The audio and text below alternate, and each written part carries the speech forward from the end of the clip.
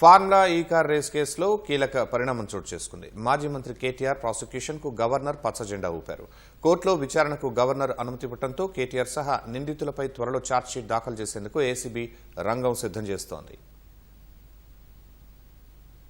Formula ఈ car race కేసులో మాజీ మంత్రి బీఆర్ఎస్ కార్యనిర్వాహక అధ్యక్షుడు కేటీఆర్ ప్రాసిక్యూషన్ కు గవర్నర్ జిష్ణుదేవ్ వర్మ అనుమతిచ్చారు. కోర్టులో విచారణ కోసం గవర్నర్ అనుమతి ఇవ్వడంతో త్వరలో కేటీఆర్ పై ఛార్జిషీట్ దాఖలు చేసేందుకు ఏసీబీ రంగం సిద్ధం చేస్తోంది. ఇదే కేసులో నిందితుడిగా ఉన్న సీనియర్ ఐఏఎస్ అధికారి అరవింద్ కుమార్, హెచ్ఎండిఏ మాజీ అధికారి బిఎల్ఎన్ రెడ్డి పైన ఛార్జిషీట్ దాఖలుకు అనుమతి ఇవ్వాలని ఏసీబీ ప్రభుత్వాన్ని కోరింది. అరవింద్ కుమార్ ప్రాసిక్యూషన్ కోసం కేంద్ర ప్రభుత్వ అనుమతి కోసం ఎదురుచూస్తున్నట్లు తెలుస్తోంది. అవినీతి నిరోధక చట్టం ప్రకారం మంత్రులుగా పనిచేసిన వారిపై ఎఫ్ఐఆర్ నమోదు చేయడానికి దర్యాప్తు పూర్తయ్యాక కోర్టులో ఛార్జిషీట్ దాఖలు చేసేందుకు గవర్నర్ అనుమతి తీసుకోవాలి. గవర్నర్ అనుమతితో కేటీఆర్ పై కేసు నమోదు చేసి దర్యాప్తు జరిపిన ఏసీబీ అభియోగాలపై కోర్టులో విచారణ కోసం సెప్టెంబర్లో లేఖ రాసింది. కేసు తీవ్రత, అభియోగాలు, ఆధారాలు తదితర అంశాలను పరిశీలించిన తర్వాత గవర్నర్ కేటీఆర్ పై ఛార్జిషీట్ కు అనుమతిచ్చారు. బిఎన్ఎస్ అవినీతి నిరోధక చట్టం కింద అభియోగాలు దాఖలు చేసేందుకు ఏసీబీ సిద్ధమవుతోంది.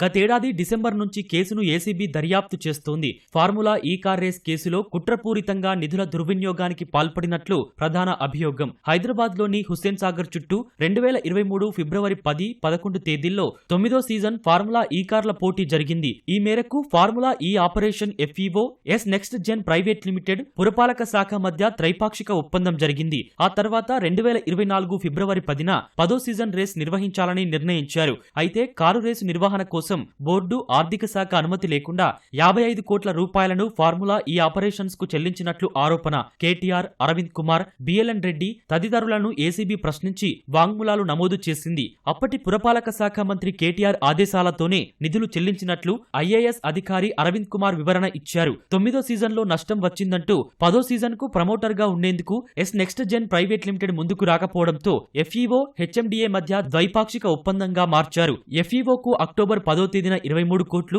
11న మరో 23 కోట్లు కలిపి మొత్తం 46 కోట్లను హెచ్ఎండిఏ నుంచి చెల్లించారు. పన్నుల కింద మరో 9 కోట్లు కూడా హెచ్ఎండిఏ చెల్లించినట్లు దర్యాప్తులో తేలినట్లు సమాచారం. ఎన్నికల కోడ్ ఉన్నప్పటికీ ఈసీ అనుమతి తీసుకోలేదని 43 కోట్ల రూపాయల పౌండ్లుగా మార్చి ఎఫ్ఈఓకు చెల్లించేందుకు ఆర్బీఐ ఆమోదం పొందలేదని ఏసీబీ విచారణలో తేలినట్లు తెలుస్తోంది.